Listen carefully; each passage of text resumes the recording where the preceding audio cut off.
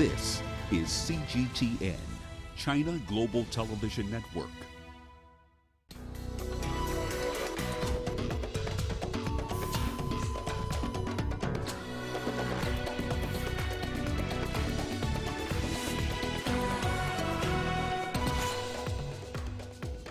Heavy clashes in Syrian border villages between the Turkish military and Kurdish-led Syrian Democratic Forces. Egyptian Ministerial Committee briefs Parliament on the Nile border talks with Sudan and Ethiopia. And Global Fund meeting in France raises $13.9 billion to fight HIV/AIDS, malaria and tuberculosis. This is Africa Live. A warm welcome. I am Peninah Karibe, and with me in studio with the business highlights is Uche. Thanks, Peninah. And here's a look at what's coming up on Africa Live Biz. The World Bank revises its economic growth projections for Egypt upwards, but remains less optimistic than the government. And South Africa's business confidence improves in September. Of course, all that coming up within the program. For now, back to you, Peninah. Thank you, Uche. Let's begin in Syria, where heavy clashes are underway on the border villages between the Turkish military and Kurdish-led Syrian Democratic Forces. The Kurdish-led force says Turkish airstrikes have killed at least 5 civilians and 3 SDF fighters. Ankara's incursion into the war-torn country aims to eliminate what President Recep Tayyip Erdogan calls a terror corridor on Turkey's southern border. This comes after U.S. troops withdrew from the area, leaving the alliance's main component, the Syrian Kurdish YPG group, branded by Ankara as a terrorist organization vulnerable to Turkish attack. Our correspondent Mikhail Bradovic with this report. At the Turkish-Syrian border on the Turkish side in a town called Akçakale, and we just received a last-minute report from the İhlas news agency, which is a Turkish news agency, that mortar shells have also hit this side of the town, of the Turkish town. And just to let you know that schools were actually shut down today here in this town because of security concerns as well. So it's important to note that there is concern on both sides of the border as well as where we are right now. Just a few hours ago, we were able to witness some of the explosions, some of the Turkish attacks that were taking place on the town that is across from here, on the Syrian town of Tel Abyad, where Turkey is carrying out offenses against the Syrian Kurdish group, the YPG. We saw smoke coming out of the ground. We saw we could hear the smoke, and we could see the smoke, and we can actually witness what is going on there at that moment. As you mentioned, there are reports of some casualties from the SDF, the Kurdish-led Syrian Kurdish Democratic Forces. The Turkish Defense Ministry is saying that the operation is progressive successfully, according to their opinion, as they are continuing the ground offensive as well as the airstrikes that have been taking place in the Syrian town of Ras Alain as well at this moment. So as you mentioned, the SDF is also reporting that there are heavy clashes continuing on the ground as well. So it seems that just on the second day, it's moving very fast with this operation for Turkey as well. China has also voiced concern over the Turkish incursion in Syria. Beijing is urging Ankara to exercise restraint and is calling on all parties to respect Syria's sovereignty. China has always believed that Syria's sovereignty, independence, and territorial integrity must be respected and upheld. We note that there are widespread concerns about the possible consequences of Turkey's military operations. We urge Turkey to exercise restraint. Recently, there has been some progress towards a political solution to the issue. All parties concerned in the international community should work together to create better conditions for this and avoid carrying out actions that could complicate the situation in Syria. Egypt has publicly opposed any attack on Syria. Let's get more from CGTN's Yasser Hakim, is live for us in Cairo. Yasser, what's Egypt's reaction to this incursion by Turkey in Syria?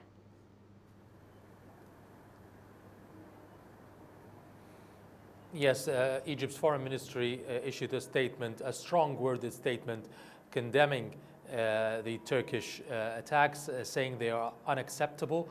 It's a violation of international law and of the sovereignty of Syria, a neighbor and a friend, a friendly country with a lot of history, and therefore, in spite of everything, the Egyptian government says that it is calling on the Turks to leave Syria and to stop the fighting, and it's calling on the international community to intervene, to put pressure on Turkey to abandon or take these troops out of Syria and stop this aggression, as it calls it. Has there been a response from the Arab League, Yasser? Do we know which side the Arab League is leaning in this conflict?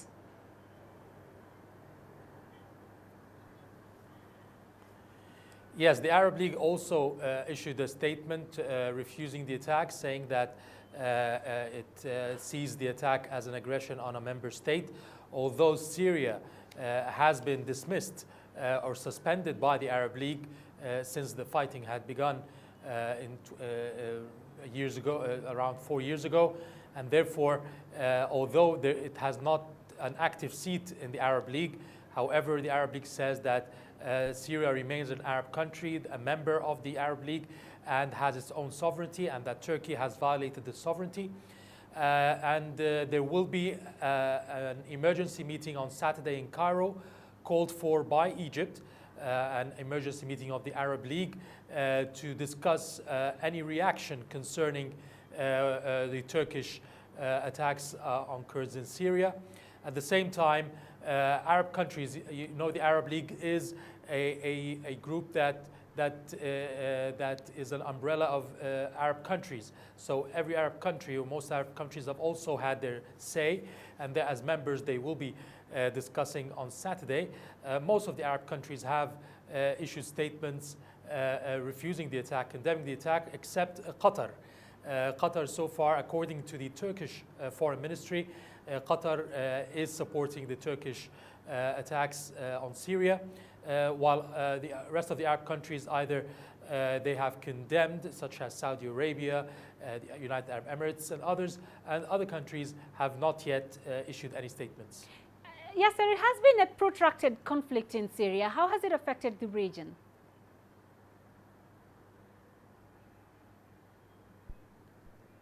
Yes, obviously Syria, just like Libya and Yemen, are hot spots in the Middle East, whereby we've seen, for example, the dangers coming out from and the threats of terrorism emanating from these countries because of the lawlessness and the absence of security.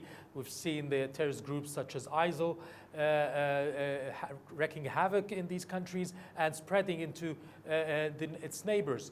And therefore, the fear now is that this attack is on the Kurds, who were the forefront in the fight against ISIL in Iraq.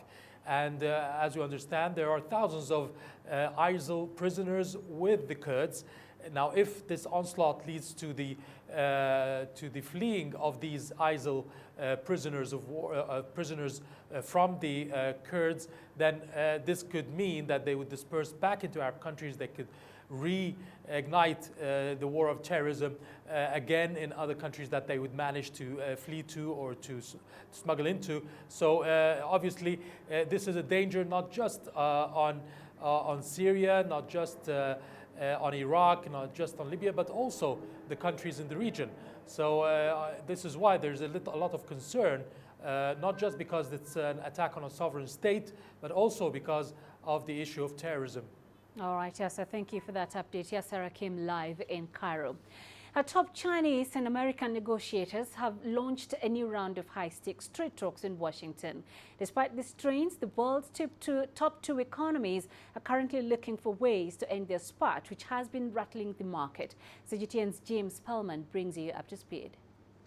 The U.S. side will again be represented by U.S. Trade Representative Robert Lighthizer and Treasury Secretary Steve Mnuchin. The Chinese delegation will be one of the largest yet, including the Minister of Commerce and Governor of China's Central Bank. The team is led once again by Vice Premier Liu He.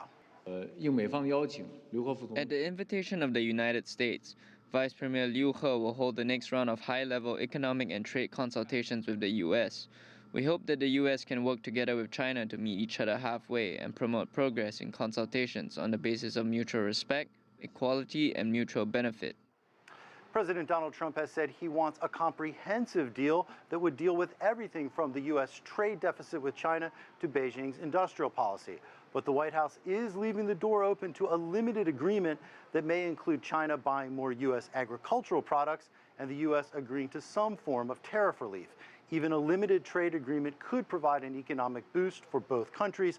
A smaller deal would leave thornier issues on a separate track, but might help create a more positive mood going forward. We are open to a number of ideas. Some may be short-term, some may be long-term. It's essential that the structural issues we've talked about, for 2 years since I've been around, the IP theft, the forced transfers of technology, the cyberspace hacking, the espionage, the trade tariffs, the non-tariff barriers, that stuff's got to get solved. China has made significant agriculture purchases in recent weeks, and the White House views that as a good sign. Without some form of intervention from President Trump, U.S. tariffs on $250 billion worth of Chinese goods will go up from 25% to 30% on October 15th, less than a week from now. Jim Spellman, CGTN, Washington. The Egyptian Ministerial Committee leading the Nile water talks with Sudan and Ethiopia has debriefed the Egyptian parliament about this month's round of talks in the Sudanese capital, Khartoum. Cairo's fears have been increasing lately after Ethiopia's continuous delays in finalizing agreements regarding the operation of the Grand Ethiopian Renaissance Dam and filling its reservoir. Egypt wants Ethiopia to elongate the time of the filling to decrease the shortage of water expected as much as possible. CGTN's Adel Mahroui has more. Last Saturday, the Egyptian government announced the failure of the Grand Ethiopia Renaissance Dam talks. Following the Khartoum meeting's deadlock, the parliament has summoned the cabinet for a debrief. We've been very flexible in the talks. We're talking about the timing to fill the reservoir, which in comparison to the effect on Earth, it's incomparable. Water is a matter of life. We want development and electricity, which is their right, but it cannot mean we become thirsty and destroy our agriculture. So far, we've been following a patient policy. We're still hoping it will get results. In his speech to the parliament, Prime Minister Mustafa Madbouli vowed to preserve Egypt's Nile water share. Madbouli reaffirmed Egypt's commitment to support development in all Nile Basin countries, giving an example of Egypt's involvement to build a Nile dam in Tanzania. Ministers of the cabinet have been given a statement regarding the angle of the issue. The Irrigation and Water Resources Minister gave his technical opinion. The Foreign Minister talked about the politics behind the deadlock in the talks. And the Prime Minister discussed what the government is doing in terms of establishing desalination plants and recycling water to decrease the dependence on the Nile water. Egypt suggests that Ethiopia would release at least 40 billion cubic meters of water annually. That's a little over half of what both Egypt and Sudan consume. Cairo also wants Addis Ababa to follow a flexible filling plan of the reservoir, so that in times of drought, Ethiopia would decrease the water volume dedicated for the dam. Egypt is investing some $55 billion to develop and maximize the return of its water resources other than the Nile. But that will take time to be achieved. And while the talks for the Grand Renaissance Dam is reaching a deadlock, Egypt is running out of options to reach a fair solution. Adel Mahroui, CGTN, Cairo. Let's now get Ethiopia's side of the story on this standoff. We have on the phone CGTN's Girum Chala joining us live from Addis Ababa. Girum, Egyptian parliamentarians have been briefed and Egypt says the issue is still about the time it should take to fill the dam. What's the latest from Ethiopia's side? Peninah, good evening from Addis Ababa. So the Ethiopian government's position in this situation where the three parties are said to be in a deadlock, first in Cairo and recently in Khartoum, of how to fill the dam and what kind of procedure it should follow, is still, an idea that Ethiopia has that it should be solved through the technical committee that the three parties have formed. Now, Egypt has proposed that the dam should be filled within perhaps more than 7 years' time, which Ethiopia does not accept. In the previous report, you have heard that due to drought situations in Egypt, Ethiopia should be flexible in filling the dam. That's the position that the Egyptian negotiating team has proposed in Cairo and Khartoum. We spoke to Ethiopian Foreign Ministry and the negotiation team as well. They said, look, this drought situation is not only a problem of Egypt, but also a problem in Ethiopia at the same time. So we'll be flexible from our side because our filling process is based on the natural process, which is the rainy season, and how is it good for the dam to be filled. This is a huge dam. It is required to be used other than hydroelectric power generation for fishery and other projects. So Ethiopia says, let's sit down again. We have to solve this problem through our technical team. There is no need for a political negotiation to be opened because this has got nothing to do with politics, and this is a strong stand from the Ethiopian side, Peninah. Right. So we do know the talks collapsed in Khartoum, Girum. Any word on when or whether they will resume? So the deadlock means the talks are on a standstill. Egypt has proposed the third party should intervene, perhaps the United States. Sudan and Ethiopia, they both have the same stand, saying that we have to solve our differences through our own channels because there is a code of conduct, an agreement, a principle between these three parties. While they are, dealing with the Grand Renaissance Dam issues, they should solve their problems amongst themselves. And so far, they have done lots of progresses. I mean, it could be seen as small, but these people were coming together in three cities, Addis Ababa, Khartoum, and Cairo for so many times, and they have done good jobs before. So this one also about filling the dam, how it should be done, when it should be done, who should do it, what kind of management mechanism there should be. I mean, sitting down and talking about it is the only solution that Ethiopia is proposing. Sudan agrees, according to the reports that we are hearing. Egypt remains with its position of we have to accept the proposal that Cairo is presenting. That's what we are hearing. But for now, Peninah, unfortunately, there is no time or date that has been announced for the talks to resume. All right, Girum, thank you for that. Girum Chala on the phone from Addis Ababa.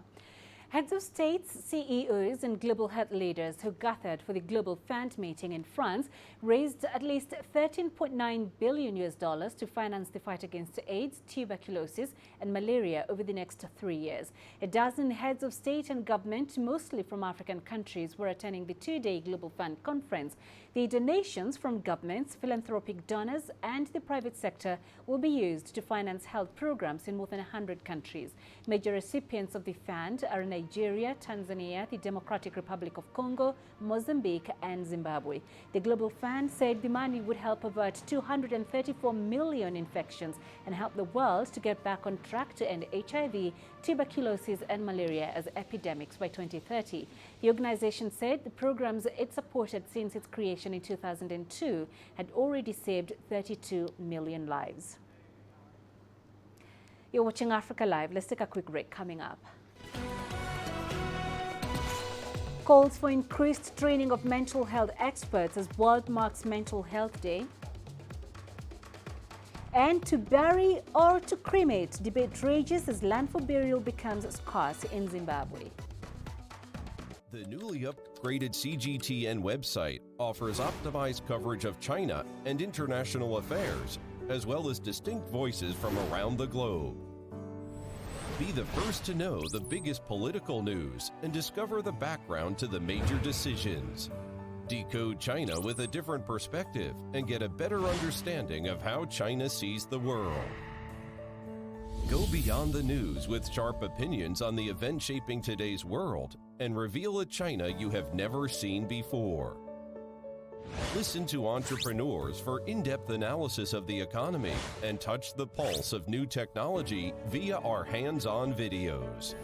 Travel back in time with CGTN to learn about China's past and immerse yourself in Chinese culture to discover the stories behind Kung Fu. Get the latest news on Chinese lifestyle, including travel, sports, and nature.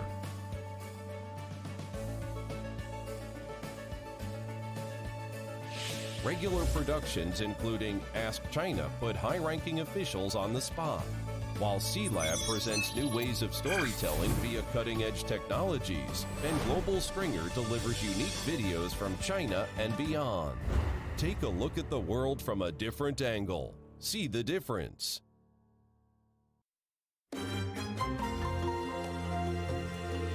Africa Live. Find your voice.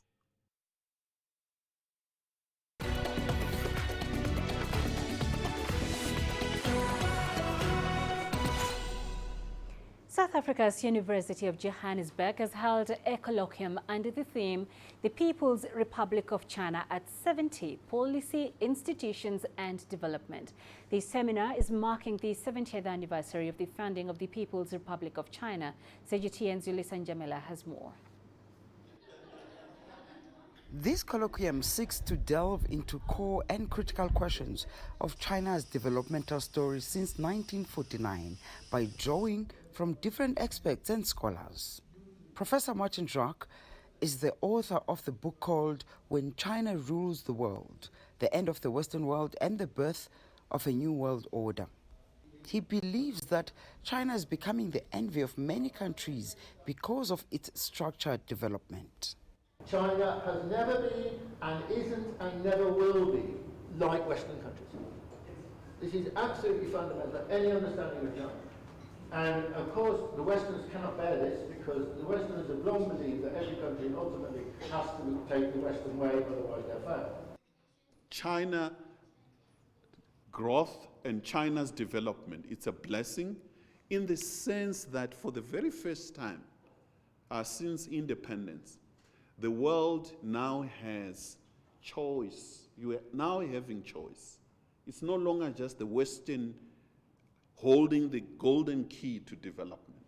China, they have found, rediscovered the secrets to development. China has bilateral trade agreements with many African countries. China surpassed the United States a couple of years ago to become Africa's largest trading partner. China's poverty reduction experience is not just inspirational, it's also instructive for Africa specifically, in a context in which global foreign aid is declining and countries are seeking to be less dependent on aid in general. China's a country whose 70 years of progress and challenge have been internally determined, not determined through aid or even private investment. It's been determined by internal policy decisions. This gathering will generate a policy brief composed of the various inputs from the speakers to be widely distributed to relevant individuals and government agencies in the policy-making space in South Africa and the broader African continent, along with research institutes and think tanks involved in issues of Africa-China relations. The colloquium is one of the many events that are being held here in South Africa in celebration of the 70th anniversary of the founding of the Republic of China. Many more events are expected to take place in other provinces in the country. Ulysses Njamela for CGTN in Johannesburg, South Africa. The World Health Organization says up to 2.2 billion people in the world are living with visual impairment. A report released as the world observed the World Sight Day also says 1 billion of these cases could have prevented had the victims accessed early eye treatments. Most of the cases are caused by preventable conditions such as short and far-sightedness, glaucoma and cataract. WHO is calling for better access to eye care globally. One of the actions that we request or that we promote in the report is eye care services need to be integral part of the health sector. Health experts in Uganda are concerned about the rising cases of mental illness. They say while the country's major mental health facility admits about 3,000 patients every year, many people are missing out on treatment. They attribute this to limited mental health facilities in the country and a shortage of healthcare providers. CGTN's Hilary Ayasiga caught up with the survivor who is now an activist against depression. A campaign against mental illness. Ismail Nkurunziza is using his personal experience to write a book that he hoped will help people with severe depression. What led me to sinking too deep into the depression was a relationship gone bad. After I broke up with this girl and it traumatized me. The breakup led Ismail to consider taking his own life. Yeah, of course, I got the suicide thoughts. With deep depression, you feel helpless, you are deeply sad. It's a daily struggle. Ismail got counseling from his parents and also reached out to friends for help. After struggling for a long time with depression, Ismail is now championing the fight against mental illness. He regularly visits this mental health facility to offer psychosocial support to patients who are struggling with the problem. Doctors here say many people are facing this dilemma, with more than 2,000 new mental health cases registered every year.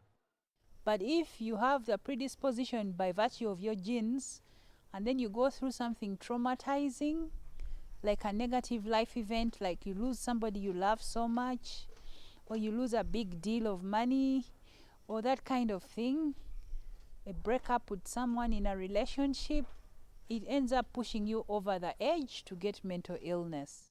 And what worries doctors is that hundreds more do not seek medical attention. They say the shortage of mental health specialists has also worsened the situation. It's a very big burden because even the country, as I speak now, has only 46 psychiatrists to match the whole population of millions and millions of people.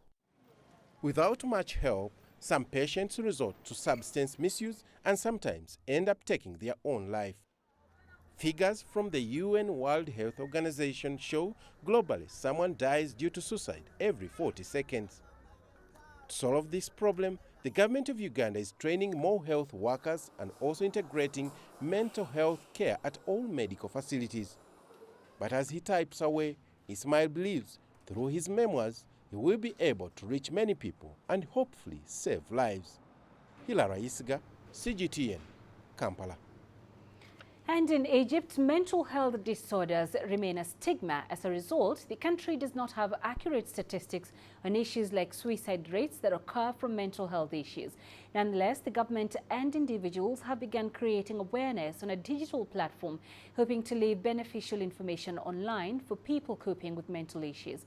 Adel Mahuri is following that story. Suicide is among the top 5 causes of death globally. Assistance requires accurate statistics and social acceptance for mental health treatment. Egypt lacks both. Unfortunately, the research about suicide is much less than what we would like it to be. It's frequent to see lack of information when a suicide takes place. According to WHO, Egypt is in the yellow line, neither high nor low rates of suicide. We don't have an organization which is focusing on that. It's not realistic that in a country like Egypt, which has more than 100 million citizens, reports 5 to 7 suicides monthly. But we know that pressuring life circumstances is a factor. Experts believe that spreading an acceptance culture of mental health in Egypt would significantly help people with suicidal thoughts. The most vulnerable people to suicide are those whose social network are volatile or extremely small. That's a common feature among those who've committed suicide. More than 90% of them had mental health diseases, but they haven't been treated.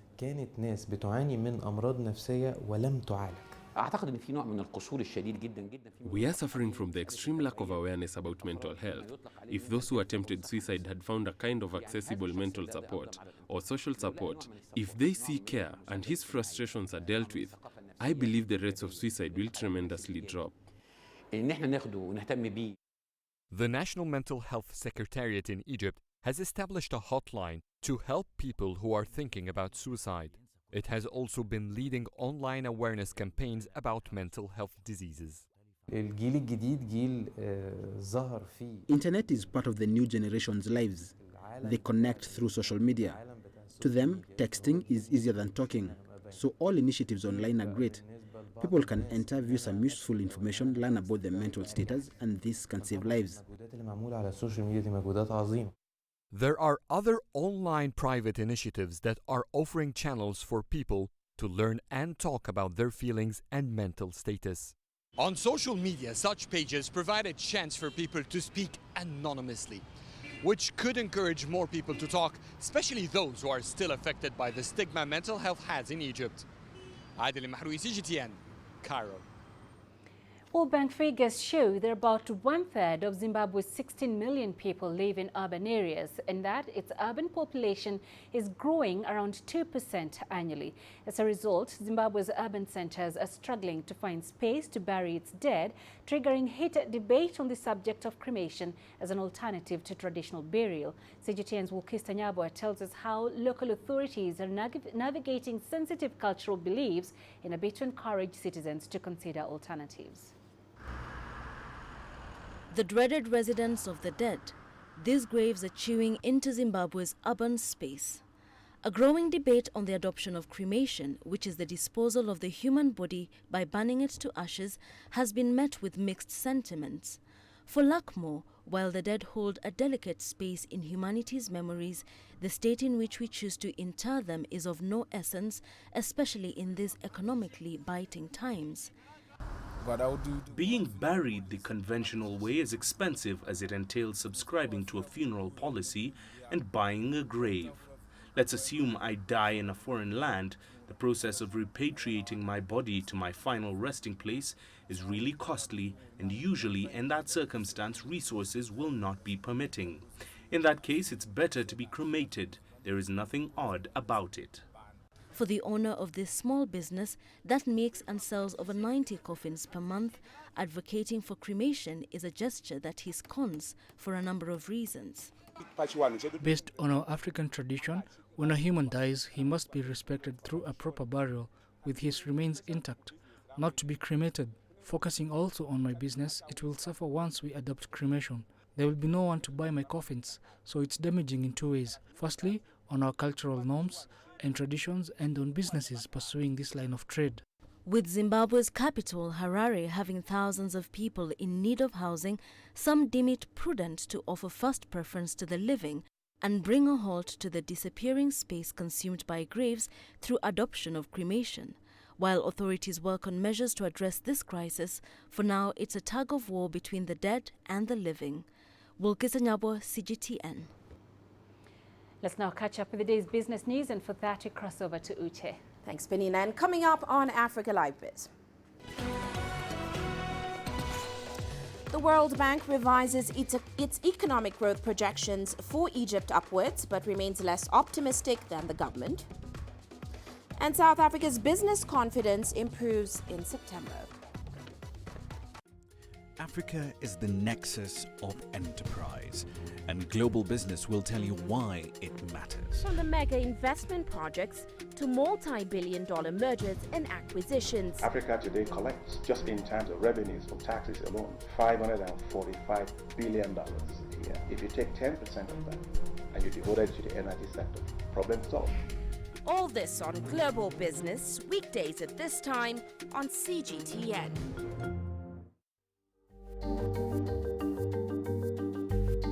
Africa Live. Find your voice.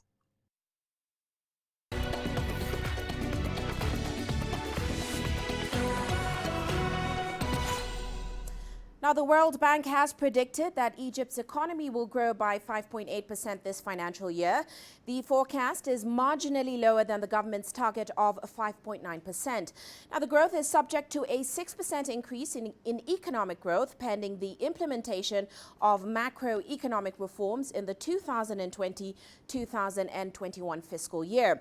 The tourism, trade, real estate and energy industries are seen as the main drivers of this growth.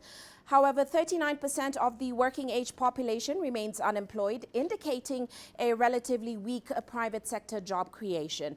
Now, analysts have hailed a range of positive economic data, including a drop in inflation, improving primary and budget balances, a strengthening currency, and decreasing debt. Meanwhile, new monetary controls enforced by the Bank of Central African States are expected to meddle with the oil and gas sector in the Gulf of Guinea. The bank introduced rules in June that, amongst other things, restricted how much money can be taken out of these countries.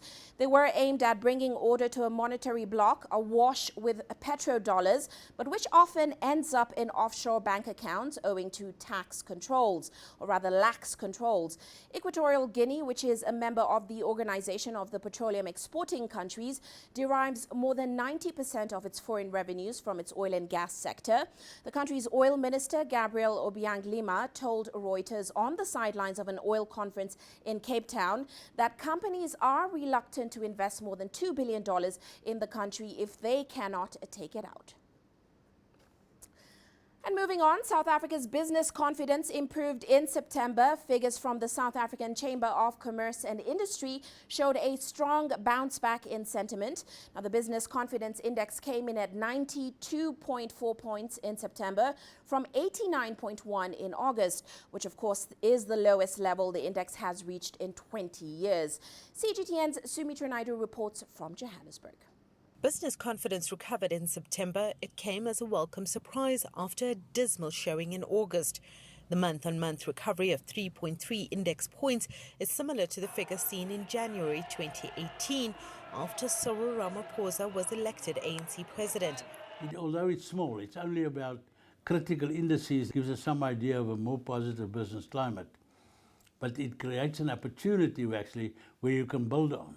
And I think the medium-term budget that's coming up, that will be presented by the Minister of Finance, will be a critical element of where we're going and to convince private sector, foreign investors, which is also very important in terms of the South African economy. 7 of the sub-indices improved on the back of a firmer exchange rate, higher export volumes and an increase in new vehicle sales. Then, of course, the JSE also had some more positive movements, but we're still not at a place where we would like to be. We saw core inflation, which you know is the underlying level of inflation in the economy, picked up a bit. The bounce back is positive news, but the index is still 0.9 points lower than it was last year at this time. Big businesses are still feeling very nervous about the political landscape and the future of this economy.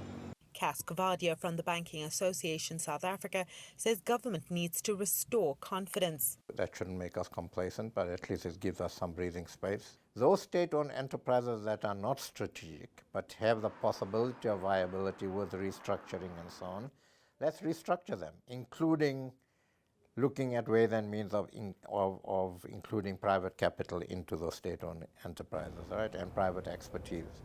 And then those that are not strategic and have absolutely no possibility of being viable, we've got to take the hard decisions of either selling those or working them down, and those are the discussions we need to have. A ratings decision from Moody's is expected next month. While the agency suggested it may hold off on dropping South Africa to junk, it seems local and international investors will only get back to real business once that hurdle is crossed. Sumitra Naidu, CGTN, Johannesburg, South Africa. Now, Ethiopia's state-owned commercial bank has announced plans to support a mega project in South Sudan. Ethiopian officials, including the president of the bank, have met South Sudan's President Salva Kiir and discussed the bank's proposals as well as its future plans. Here's CGTN's Gerum Chala with more. Commercial Bank of Ethiopia is the most profitable bank in Ethiopia, with large network of branches and solid business across the country. The state-owned bank is now gearing up towards making huge financial proposition to the South Sudanese government and business people in the country. It seeks to support mega infrastructure projects such as roads and bridges. The bank's president Batagina, while meeting President Salva Kiir of South Sudan in Juba, said the bank will assist in increasing the low and underdeveloped infrastructure in the war-ravaged nation. President Salva Kiir, on his part, said the trade ties between Ethiopia and his country should also be strengthened through well-built road networks. He said especially the construction sector of South Sudan needs not only Ethiopia's expertise but also building material and finance too. Commercial Bank of Ethiopia is one of the most successful state-owned companies alongside Ethiopian Airlines and Ethio Telecom. After dominating the Ethiopian market, the bank is now seeking to spread its portfolio across Africa. Group Data CGTN, Addis Ababa, Ethiopia. And shifting focus now, Samsung Display is set to invest $11 billion to upgrade a production line as it battles severe oversupply due to weak global demand for smartphones and TVs. Now, the expenditure will be focused on converting one of the LCD lines into mass manufacture of more advanced quantum screens. The deal comes as South Korea's panel makers struggle to cope with liquid crystal display demand, rising competition from Chinese rivals, as well as a shift by major clients to organic light-emitting diode panels. Now, South Korean President Moon Jae-in and Samsung Electronics Vice Chairman Jae-Y Lee were in attendance at the signing ceremony for the proposed investment. We will invest more than 13.1 trillion won into the next generation of large-scale display screens to create new jobs and fulfill my duty as an entrepreneur who gave his dreams and hopes to our young people. Today's signing ceremony for new investment will be a starting point for making us a country of display screen manufacturing power that no one can beat by independently producing key materials, components and equipment while maintaining the world's #1 display screen competitiveness. Well, that's all for now on Africa Live Biz, but coming up later on Global Business Africa, Egypt plans to form a parliamentary committee to discuss the future of negotiations with Ethiopia on the issue of its Renaissance Dam. We'll have those details all coming up top of the hour. For now, let's head into a short break. Do stay with us. Join us in Global Business and see Africa through our eyes. The greatest journeys, the greatest sights, the greatest adventures. Here in Qanater, this weir allows the locals to walk on water. We're far more than just TV news. We're your passport to the wonders of Africa. To bring you stories of struggle, survival and hope.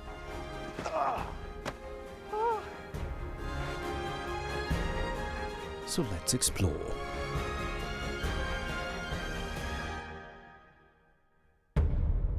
CGTN. See the difference.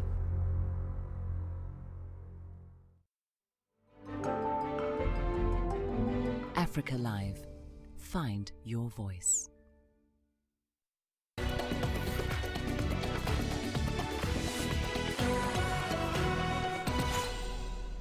Ethiopia's Prime Minister Abiy Ahmed has opened his palace for public visits. The palace, previously shut off from the public for decades, boasts centuries of rich Ethiopian history. The palatial compound has been renovated to hold a museum and it's expected to generate revenue for the country. CGTN's Coletta Wanjohi takes us on a tour of Ethiopia's new tourist attraction. At the top of the hill stands the palace of Emperor Menelik, Ethiopia's ruler from 1889 to his death in 1913. He is most famous for repelling an Italian invasion in 1896. This was a waiting room for his guests. His queen had her own chambers, and another wing was for the princes and princesses. Some of the architectural details show the presence of Indian traders in Ethiopia in the second half of the 19th century. It was empty before, so it should not be visited as empty as it is. So what is done is that some historical objects that used to be in the palace were collected from the National Museum, the Addis Ababa Museum and other places, and they will be exhibited there. The emperor's crown was kept in this throne house. The emperor ruled with absolute authority. Ethiopia's last emperor, Haile Selassie, ruled from 1930 to 1974 and sought to modernize his country.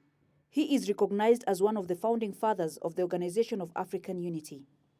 Selassie was overthrown in the 1974 revolution, and these buildings have been off limits to the public ever since. This place has been Ethiopia's heartbeat and political center for the past 132 years. But since the revolution particularly, it was close to people. Nobody is allowed except political officials and people who work around. Now it's open to the people with all its history, bad or good. This traditional park contains spices and tree species from all over Ethiopia. The zoo is yet to be completed, but will house Ethiopia's rare black lions. The species is found only here and has been preserved in the zoos since 1948. Ethiopia's Prime Minister Abiy Ahmed decided early this year to open up his compound to promote tourism. The project is funded by the United Arab Emirates to the tune of over $160 million. Does come every day. He has been monitoring the development and the progress, encouraging all of the people that have been engaged in that. So this process of his, actual engagement has really enabled people to tap into their own energy to ensure that it's completed. The restoration work is completed within a short period of time. A ticket will cost either $7 or $33. The higher price includes a guided tour and unlimited time within the park. Initially, the Unity Park will allow between 1,000 and 1,500 visitors per day, but the Prime Minister's office says this number will be reviewed with time. As work continues to beat a deadline of December for full completion, the Prime Minister hopes this project will attract visitors from Ethiopia and around the world. Colette Njohi, CGTN, Addis Ababa, Ethiopia. Ahead in sports news. Kenya world record holder Eliud Kipchoge prepares for sub-2-hour marathon challenge. Africa, where champions are made, records are broken, legends are born. We're there for every goal, for every knockout, for every step of the way. Match Point, only on CGTN.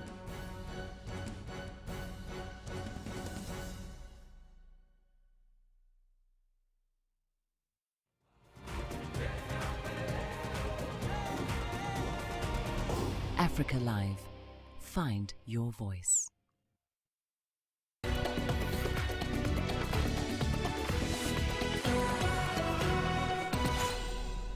We begin with African football, where the World Football Governing Body FIFA has suspended Moses Magogo, Uganda's Football Federation head. FIFA's decision follows an investigation into Magogo's involvement in the resale of the 2014 FIFA World Cup tickets. CGTN's Leon Senyange has more. FIFA's Ethics Committee